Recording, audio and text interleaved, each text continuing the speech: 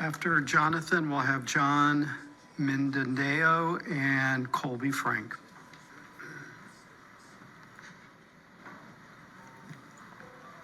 Go right ahead, sir. Hi, my name is Jonathan from Livingston Lane, West Palm Beach, Florida, and I have a little speech I've written out for you guys. Positions of power in this country, including but not limited to the media, the government, manufacturing industries, academia, and other institutional pillars, have in fact been subverted and commandeered by a foreign enemy. Founding stock white Americans no longer have a stake in the political processes or a say in the matters ruling our daily lives. Proof of this fact is being shown throughout this country, wherein fundamental and deliberate attacks on the First Amendment disguised as quote-unquote anti-Semitism or hate speech laws have pervaded the law books and courtrooms that once upheld a just and healthy system. I'm here today to shed light on the double standards that are placed upon Americans who speak out against this communist threat. It's been 4 years since the Black Lives Matter riots, and it seems that nothing has changed. For in that time, we have seen 2 foreign wars suck away our men, women, and resources, a staggering increase in crime rates and mass immigration, and still no agreement with these outspoken minorities or solution to the issues that assuaged us then. One is left to wonder if there's really anyone among our professed ruling class that cares about the average white American or the problems that persist through our country. This is a call out to white European stock Americans. Race is a reality, and identity politics are mere window dressing on the natural problems that arise when existing inside of a multicultural society. I urge you, people of dignity, honor, and self-determination, to stand up and look at the world around you. Compare your surroundings to that of your grandfathers or his fathers, and ask yourself with an earnest heart if the last 4 to 5 decades have truly been progressive and inclusive, or have we all been had for fools. With that, I'd like to end on a few statistics in an attempt to appeal to reason and dispel the slanderous rumors of bigotry. The members of President Joe Biden's cabinet are 80% Jewish. 96% of mainstream media is controlled and owned by 6 umbrella corporations, all of which are headed by Jewish men. Of the 8 Ivy League institutions in this country, 7 of them are chaired by Jews. At the top 27 donors to the 2020 U.S. general election, 17 were Jewish men. The United States provides over $3.3 billion in foreign assistance to Israel annually, making Israel the largest recipient of U.S. foreign aid circa 2024. Within the 5 decades from 1970 to 2020, Jews headed the Federal Reserve for over 38 years. And despite making up only 15% of the population, Black Americans are responsible for over 65% of all violent crimes, including rape, homicide, and armed robbery. In conclusion, living among whites is not a human right. And hail victory. Thank you for your time.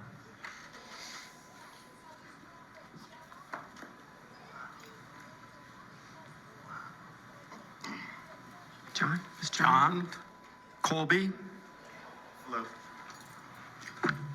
My name is John Minadio, and I want to start with a Bible verse, Revelation 3:9. A couple of you might not like this, Darren, Leisner, Greg, Weiss. But in the Bible, it says, "Behold, I will make them of the synagogue of Satan, which say they are Jews and are not, but lie. Behold, I will make them come and worship before thy feet, and know that I have loved thee." So with that being said, my name is John Minadio. My online moniker is Handsome Truth. I am the founder of GoyimTV.com and the co-founder of GTVFlyers.com. I also help support a decentralized First Amendment active club called the GDL, the Goyim Defense League. In the past 2 years, I have been unlawfully put in jail 4 times for exposing Jewish supremacy.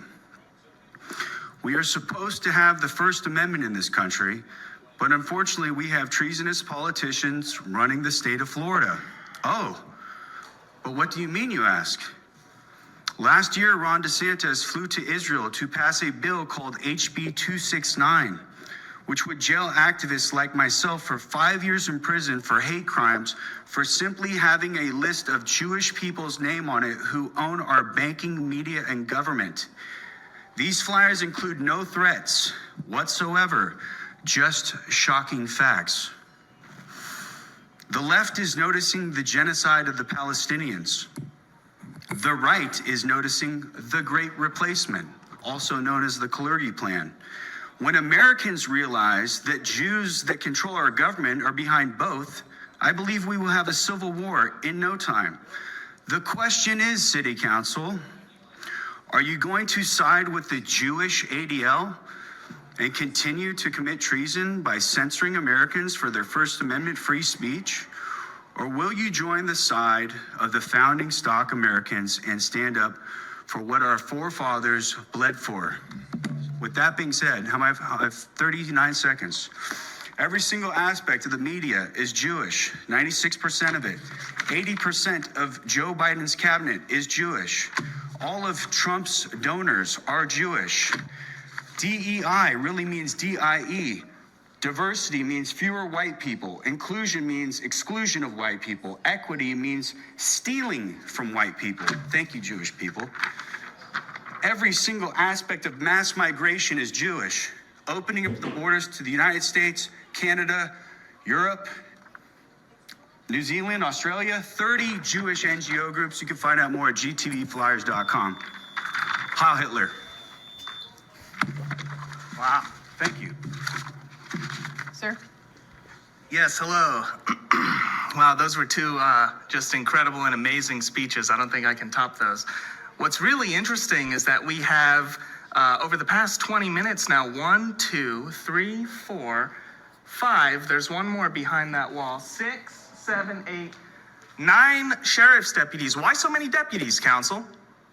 Anybody want to answer that? Why do we keep calling in more and more and more sheriff's deputies? Because you have upset white Americans here protesting your Jewish terrorism. What part of jailing a man for distributing political and religious literature onto people's lawns is somehow lawful? Doesn't it faze you that when Rick Bradshaw gets in his press conferences and he talks about these migrants who have just kidnapped and sexually assaulted a young woman in Palm Beach County, that to jail the man exposing who's behind the open border is to partake in the open border criminal activity itself? Sheriff Rick Bradshaw, can he come down here? Can you hit your little buttons and have Mr. Bradshaw come down here, please? Is that possible? Oh, I see you're smiling. Is it funny? Miss Marino, is this funny? Please continue. Okay.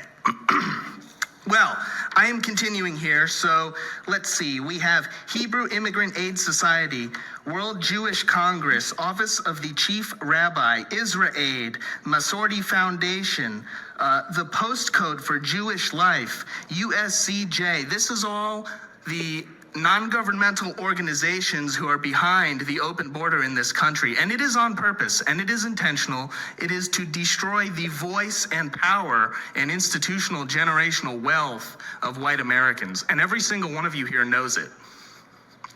So the real interesting thing about the Hebrew Immigrant Aid Society is that the DHS secretary, Alejandro Mayorkas, actually came from that organization.